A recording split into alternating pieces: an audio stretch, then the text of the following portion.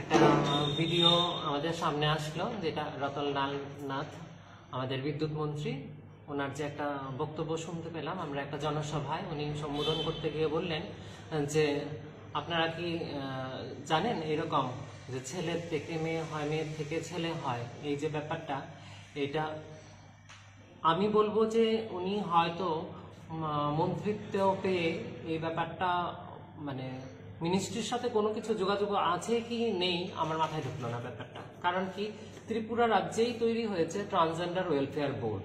যেই রাজ্যে transgender welfare board আছে সেই রাজ্যের মিনিস্টার একজন এই কথা বলছেন যে ছেলের থেকে মেয়ে, মেয়ের থেকে ছেলে, এই ব্যাপারটা কি চলছে।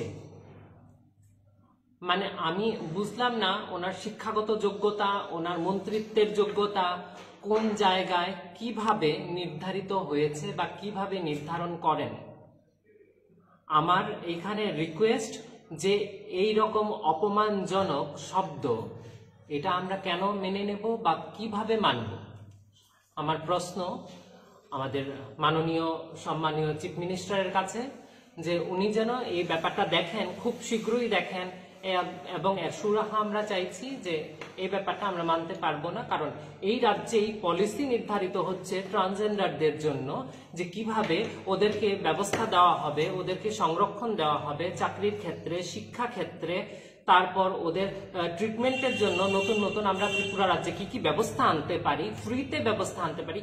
দিল্লি গভর্নমেন্ট, আমাদের সেন্ট্রাল গভর্নমেন্ট ব্যবস্থা দিচ্ছে যে দিল্লিতে তিনটা হসপিটালে ফ্রিতে ট্রানজাকশনের জন্য, আর ত্রিপুরা সরকারের একজন মিনিস্টার এই ধরনের আপত্তিকর মন্তব্য করছেন। মানে আমি তো ব্যাপারটা বুঝতেই পারলাম না যে কি চলছে।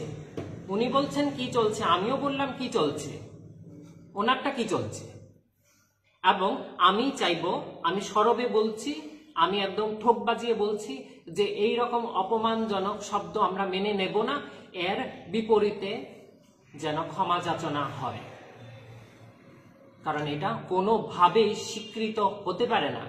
আমি একজন ট্রান্সজেন্ডার ওয়েলফেয়ার বোর্ডের মেম্বার হয়ে কথাটা বলছি, কারণ যেই রাজ্যে বোর্ড আছে সরকারেরই তো অনুমোদনে বোর্ড হয়েছে, নাকি সরকার আলাদা আর বোর্ডগুলি আলাদা থাকে? সরকারেরই ঢাঁচাতে আছে।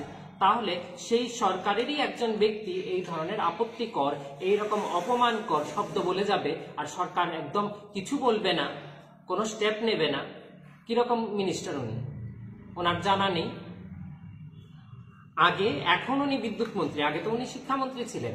যদি তুমি জানতেই না পারো, জানো না, ঠিক আছে, আমরা তো চাইছি যে মিনিস্ট্রি সেন্সিটাইজেশন করা হোক। আমি এটাও প্রস্তাব রেখেছি, মিনিস্ট্রি সেন্সিটাইজেশন। কারণ সবচেয়ে হাইয়েস্ট পজিশনে কারা আছেন সমাজে? একটা ভুল বার্তা, একজন মিনিস্টার একটা জনসভা সম্বোধন করতে গিয়ে একটা ভুল বার্তা দিচ্ছেন, কতজন প্রভাবিত হবে? বেশি না হোক 50 জন প্রভাবিত হলো। এই 50 জনের কারণে সমাজের আরো 50,000 লোক প্রভাবিত হবে না, তার কি ভরসা আছে? হতেই পারে সমাজে একটা ব্যাড মেসেজ গেল।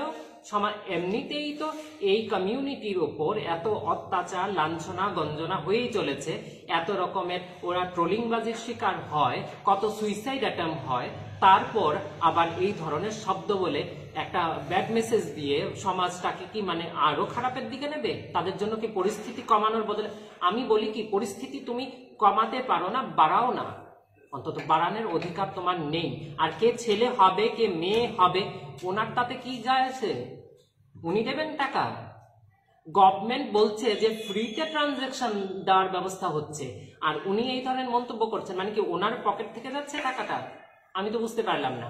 আমি এর খুব তাড়াতাড়ি আমি ভীষণ নিন্দা প্রকাশ করছি, প্রতিবাদ জানাচ্ছি সোচ্চার ভাবে যে আমি এর খুব তাড়াতাড়ি বিহিত চাই। এটাই হলো আজকের এই প্রেস মিটের আমার মূল বক্তব্য, যে খুব যেন শীঘ্রই তার বিহিত করা হয়। সেই বিষয় নিয়ে কি আপনারা মুখ্যমন্ত্রীর দ্বারস্থ হবেন? আমি মুখ্যমন্ত্রীর কাছে অনেকবার গেছি দেখা করার জন্য, যাদের যা ওনাদের প্রোটোকল অনুযায়ী গেছি। আমাকে আসলেই অ্যাপয়েন্ট দেওয়া হবে, আসলে উনি এখন দিল্লি আছেন, উনি এখন অমুক জায়গায় আছেন, এইটা করে আমাকে 5-6 বার করে ঘোরানো হলো। আমি কমিউনিটির হেড হয়ে এই স্বাভিমানের টিম থেকে বা ট্রান্সজেন্ডার ওয়েলফেয়ার বোর্ডের তরফ থেকে এতবার করে গিয়েও আমি সির্ফ ওনার সাথে একটা বারের জন্য সাক্ষাৎকার পেলাম না। আমার অবাক লাগলো। স্পিকার স্যার বলছেন আপনার জন্য কি ব্যাপার, আপনি গেলেই তো সাক্ষাৎকার পেয়ে যাবেন। আমি বললাম কি জানি, আমি তো জানি না, আমি তো এতবার করে গেলাম, প্রোটোকল মেনেই যাচ্ছি, পেলাম না তো, এখনো পর্যন্ত পেলাম না। তাই আমার এটাও রিকোয়েস্ট, কারণ আমি মাননীয় মুখ্যমন্ত্রীর সাথে আমি দেখা করতে চাইছিলাম যে কিভাবে করে ট্রান্সজেন্ডারদের এখানে কি কি ব্যবস্থা নেওয়া হয়েছে, কি কিভাবে উন্নতির জন্য রাস্তা নেওয়া হয়েছে, এবং আমরা যে চাইছি মিনিস্ট্রি সেন্সিটাইজেশনের ব্যাপারটা, আমরা স্কুল কলেজে সেন্সিটাইজেশন করছি, এগুলি সব সেন্ট্রাল প্রজেক্টের আন্ডারই হচ্ছে। এখন ওনারও জানা উচিত উনি কতটুকু জানেন, কি জানেন আমি জানি না। তো ওনার সাথে বসে আমি কথা বলতে চাইছিলাম। এর মধ্যে এই ধরনের একটা বিবৃতি চোখের সামনে আসলো, কিভাবে আমি মানবো আপনারাই বলুন। এটা কি মানার যোগ্য? তাহলে আমাদের ব্যবস্থা কোন জায়গায় আছে? ত্রিপুরা রাজ্যের একদিকে বিজেপি গভর্নমেন্ট আমাদের সাহায্য দিচ্ছে, কারণ বিজেপি গভর্নমেন্টের কারণেই হচ্ছে, কিন্তু এই ট্রান্সজেন্ডার ওয়েলফেয়ার বোর্ড হলো যে, এটা তো এই গভর্নমেন্টের কারণেই হয়েছে। গভর্নমেন্ট একদিকে সাহায্য দিচ্ছে, আরেকদিকে ওনারই একজন ঢাঁচার ব্যক্তি যা খুশি বলে যাচ্ছে। রাজ্য সরকারের দৌলতেই তো হচ্ছে। হ্যাঁ, রাজ্য সরকারের দৌলতেই হয়েছে, কাজ হচ্ছে। কিন্তু রাজ্য সরকারেরই একজন ব্যক্তি, মিনিস্টার ব্যক্তি, সে যদি সাধারণ ব্যক্তি বলতো আমি মেনে নিতাম যে হ্যাঁ অজ্ঞ মূর্খ, জানে না ব্যাপারটা সম্বন্ধে কোনো কিছু তার অভিজ্ঞতা নেই। কিন্তু একজন বয়স্ক, একজন এতদিনের পুরানো উনি লিডার, অভিজ্ঞ একদম রাজনীতিবিদ, উনি এই ধরনের মন্তব্য করলে ওইটা তো মানা যায় না কোনোভাবেই। একদমই না। আপনারা ট্রান্সজেন্ডার কতজন আছেন ত্রিপুরায়, মানে মেডিকেলি চেঞ্জ করেছেন? আমি একটা কথা বলি যে 36% যদি বেঁকিয়ে বসে তাহলে সামনেই ভোট আসছে। এটাও কিন্তু গভর্নমেন্টের চিন্তা করার দরকার আছে যে 36%-এর ভোট ওদের কি দরকার আছে কি নেই।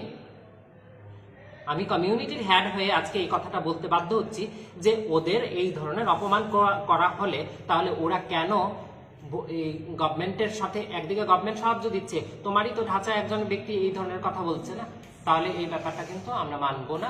আমরা যদি আমাদের ভোটের কি প্রয়োজনীয়তা আছে সরকারের, যদি থাকে তাহলে সুরাহা চাই। আর আপনি যেটা বলছিলেন যে কতজন আছে ট্রানজেকশন করিয়ে এখন ট্রান্স ওমেনের সংখ্যা অনেক আছে, প্রায় 150 আছে, এবং ট্রান্স ম্যানের সংখ্যা প্রসেসিং এ অনেক আছে, এবং কমপ্লিট ট্রানজাকশন হয়েছে বেশি তো নেই, অল্প কয়েকজন আছে ট্রান্সম্যান, কিন্তু প্রসেসিং এ অনেক আছে, প্রায় 50 মতন আছে প্রসেসিং এ। আপনারা ট্রান্সজেন্ডার ওয়েলফেয়ার বোর্ড কি কাজটা করেন? আপনাদের কাজটা কি? আমাদের ডিপার্টমেন্টের আন্ডারে কাজ করেন? এটা সোশ্যাল ওয়েলফেয়ার, সোশ্যাল এডুকেশন ডিপার্টমেন্টের আন্ডারে পড়ে, এবং এর থেকে আমাদের এটা হয় যে ট্রান্সজেন্ডার পার্সন যারা আছে, যারা ট্রানজাকশন করাবে, তাদের জন্য সুব্যবস্থা দেওয়া, এই রাজ্যে যেন সঠিকভাবে ওরা সাইকিয়াট্রিস্টের কাছে যেতে পারে, জিডি লেটার নিতে পারে, কাউন্সিলিং করাতে পারে, তারপর হরমোন ট্রিটমেন্টটা স্মুথলি করাতে পারে। ত্রিপুরা রাজ্যে শুরু করার ব্যবস্থা করা হচ্ছে। তারপর সার্জারি যেন সঠিকভাবে করতে পারে এবং ফ্রিতে সার্জারি করতে পারে, তার জন্য ট্রান্স কার্ড দেওয়া হচ্ছে এদেরকে, ডিএম এর থেকে ট্রান্স কার্ড দেওয়ানোর ব্যবস্থা হচ্ছে। এগুলি সব ব্যবস্থা এখানেই হয়ে গেছে, অফিসিয়াল ভাবে চলছে। অফিসিয়াল চেঞ্জ করতে চায়, সেই ক্ষেত্রে আপনাদের বোর্ড কি তাকে উৎসাহিত করে, নাকি সে যে জেন্ডারে আছে সেই জেন্ডারে থাকার জন্য? বোর্ড কাউকে উৎসাহিত করে না, কারণ কারোর কথায় কারোর কোনো কিছু চেঞ্জ হয় না। কিন্তু একটা ব্যক্তি আপনাকে বললে কি আপনি মেয়ে হয়ে যাবেন? হবেন না তো, নিশ্চয়ই না, কারণ এটা আপনার নিড, আপনি কি চাইছেন, আপনি কিভাবে বাঁচতে চাইছেন। বোর্ড জাস্ট একটা সঠিক যেন রাস্তা পায় সেইটাই দেখায়। এখন একটা ব্যক্তি চলতে শুরু করলো, সে জানেই না কোথায় যাব, আমি তো চেঞ্জ করাতে চাইছি কিন্তু আমি যাবোটা কোথায়, আমার একটা সঠিক রাস্তা দরকার, সেই রাস্তাটাই বোর্ড দেখায়, আর কিছুই করে না, যেন আপনি সুযোগ সুবিধাগুলি সঠিকভাবে পেয়ে যান। তাও সেন্ট্রাল গভর্নমেন্টের দেওয়া, এটা কারোর ব্যক্তিগত কোনো কিছু না, কোনো সংস্থা দিচ্ছে না, স্বাভিমান দিচ্ছে না, এটা সেন্ট্রাল গভর্নমেন্ট দিচ্ছে। স্বাভিমান জাস্ট ভায়া হচ্ছে, ট্রান্সজেন্ডার ওয়েলফেয়ার বোর্ড জাস্ট ভায়া হচ্ছে, এতটুকু। কে কে আসে পরিচয়টা একটু দিয়ে দেন। আচ্ছা, এখানে আমার তো পরিচয়ের প্রয়োজন নেই, আমি প্রেসিডেন্ট স্বাভিমানের এবং ট্রান্সজেন্ডার ওয়েলফেয়ার বোর্ডের মেম্বার, উনিও স্টেট কমিটির মেম্বার। আমার নাম স্নেহা গুপ্তা রায়, আর ও হলো ক্রিস ধর, সেও ট্রান্সজেন্ডার ওয়েলফেয়ার বোর্ডের মেম্বার এবং স্বাভিমানের সে অ্যাসিস্ট্যান্ট সেক্রেটারি। আর ও হলো আমাদের অ্যাসিস্ট্যান্ট ট্রেজারার স্বাভিমানের অমিত কুমার চৌধুরী। এবং অ্যাক্টিভিস্ট, প্লাস আমরা সবাই এখানে মানে আমরা তিনজনই অ্যাক্টিভিস্ট।